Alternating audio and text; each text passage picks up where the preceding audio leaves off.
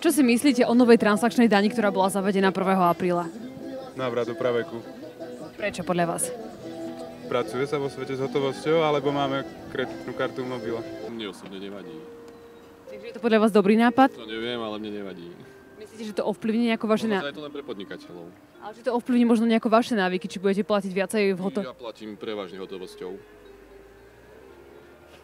Ja nemám čo k tomu povedať. Bol to podľa vás dobrý nápad, alebo Podľa mňa to nebol dobrý nápad. No nic, ja to nemyslím, je to som Marina.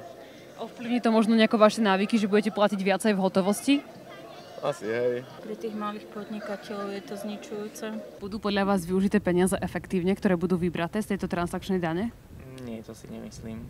Podľa mňa nie, lebo táto vláda na Slovensku nemá zmysel už dlhšiu dobu, čiže to nemá zmysel. No, to neviem. V tomto štáte už, už asi neviem, čomu veriť a čo nie. Ako eurofondy? Do čoho by ste vy investovali tieto peniaze, keby je to na vás? Keby je to na mne, tak do rozvoju štátu. My sme zaostali. Čo si myslíš ty? Mala by sa transakčná daň zrušiť, alebo by sa mala nejako upraviť? Mali by sme ju platiť všetci, alebo by sa mala týkať len podnikateľov? Daj nám vedieť do komentárov. A ak ťa zaujíma celé video, tak ho nájdeš na našom YouTube. Link v bio.